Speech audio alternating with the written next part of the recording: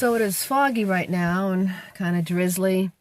It's 38 degrees. It is supposed to rain today. So, I mean, I've hiked day hikes in the pouring rain before, just for the heck of it. This will probably be the first time that I'm actually doing it overnight in the rain. Well, this is Wallam Lake in Douglas, Massachusetts. It really looks kind of cool, actually. It's foggy. And here's the sign, Douglas State Forest. Here's the map. I wish it told you where I am on this map. I'm assuming here somewhere. So I want to take this trail, get to the Midstate Trail, come down here, and there's supposed to be a shelter right here. I just want to know where it is and how far away it is, because I'll probably stay there Saturday night so I can get out quickly on Sunday. But I'm actually going to probably go up like this in the Midstate Trail. Just kind of out and back. So this is the beach area of Wallam Lake. A little pavilion and lots of picnic tables.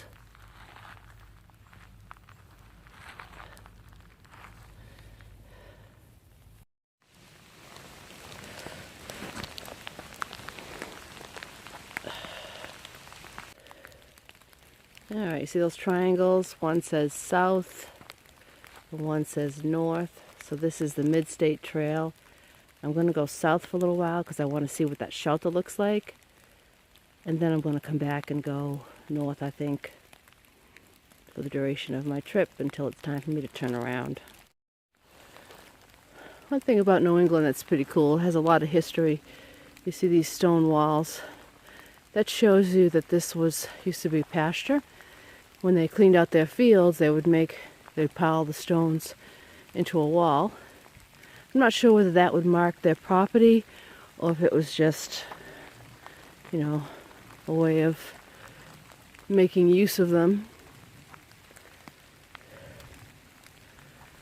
I should be, according to my calculations, I should be coming up on the shelter pretty soon.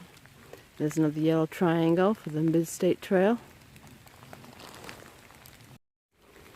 And here is an old stone foundation. More stone walls. That's pretty cool.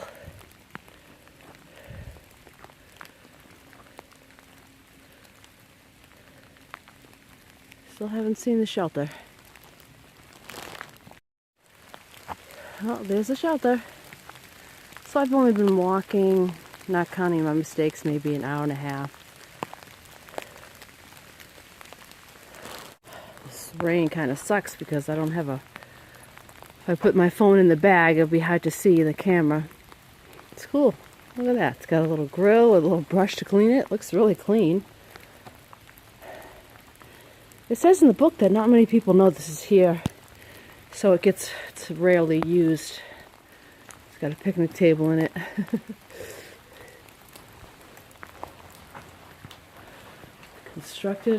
Reconstructed. Oh yeah, I did hear that it was pretty run down. So it was reconstructed by SCA AmeriCorps, June 1999. It's in good shape, except for all the graffiti. Shelter journal. Look at that, shelter journal. Please keep this place clean. Deck of cards. Doesn't look like a full deck. I think it's pretty cool. I can't imagine, though, sleeping on the floor of this thing. It's just nasty. But I could easily set my hammocks up in one of these trees. Maybe this is a good time to take off my pack and have a snack and some water and go pee. So it's kind of raining a little bit, so I got my pack cover on. It's getting cold out there too. I actually have gloves on and stuff. Let me show you where I am on the map.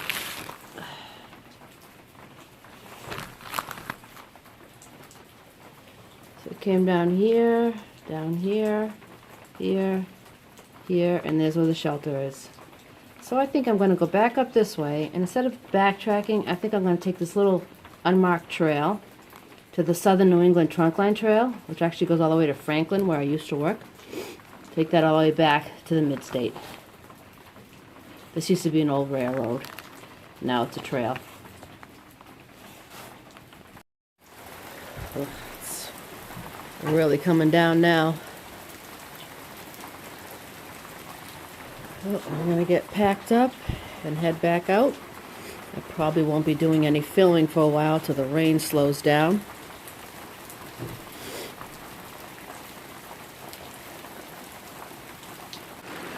Check out this cute little brook. Tiny little waterfall.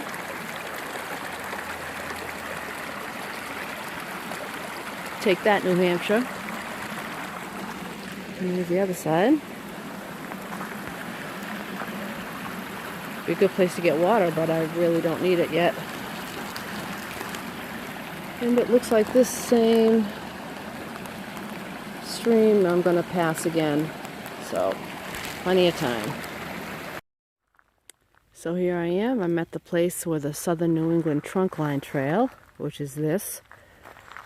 Like I said, it used to be a railroad. They took out the tracks and left a big trail. It's kind of boring to walk on. I wouldn't want to walk on it long term, but it was only like 1.25 miles. And then there is the yellow triangle for the Midstate Trail. So if I'd backtracked, I would have come out there. But now I'm going to go north this way. And note to self, I was using this little cheap compass and it's not working. So I have to make sure I bring a good compass. Also, my hands are getting a little cold because my little glove liners are wet. So I need to bring some rubber gloves to put over them to keep them dry. Note to self. Well, I'm still at it. So if I've only seen one person with a dog on the trail and I was having some lunch, I've gone about 6.2 miles. It's 11:45. I've been hiking probably a total of a little over, 2 hours, 40 minutes or something, according to my app. Been going kind of slow, a lot of stop and go, trying to get my pack just right, and then I forget things in my pack. So I have to stop, undo it all. I just crossed a little road. I think I'm still in Douglas, maybe Sudbury or Oxford. That's where I'm heading. I'm pretty warm. I mean, it's been raining pretty steady. My coat's pretty wet, but I am dry inside. The outside of my shoes feel a little wet, but I did spray them with silicone waterproofing just a little bit. I wanted them to be a little bit water resistant without, but still breathable enough that they dry quickly.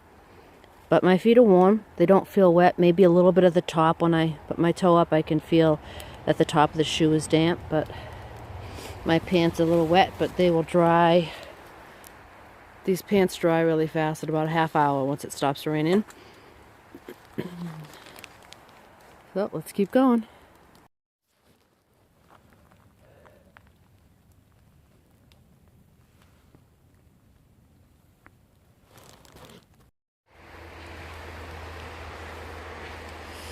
On about 8 miles now.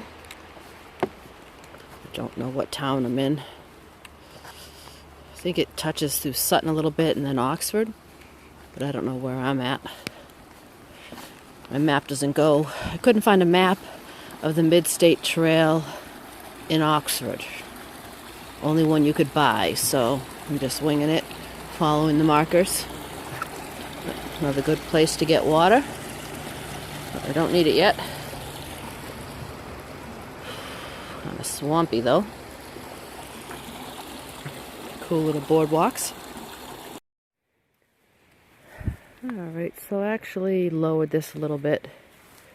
A little less airflow coming from the bottom. It's more like a foot off the ground now on the sides. Let me show you what I did inside.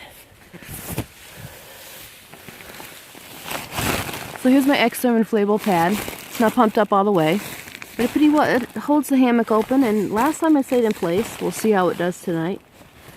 I put the Z seat under there too, just to give me a little bit more warmth in the shoulders where I usually get cold.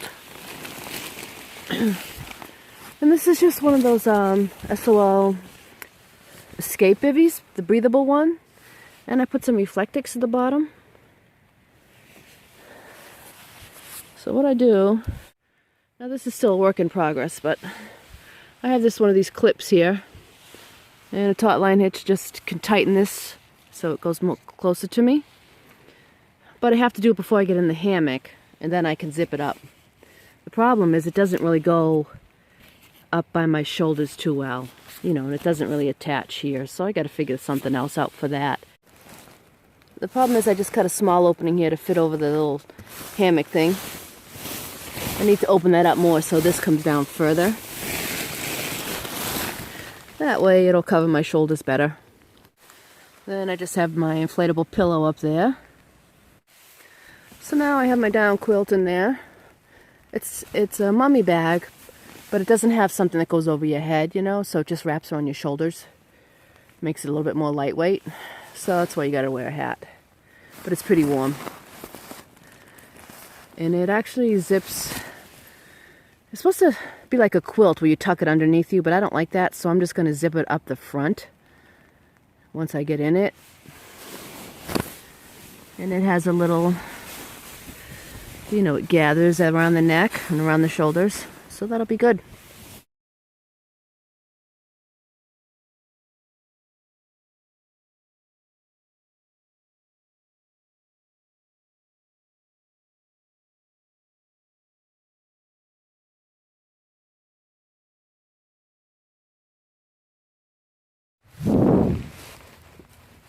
Nature's carpet.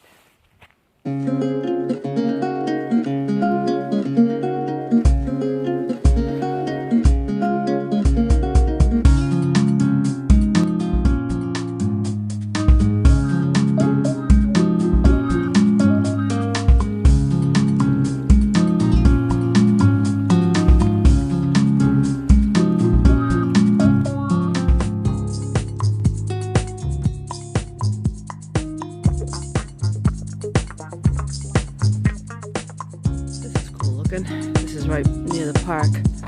I'm on my way out now, going back to my car.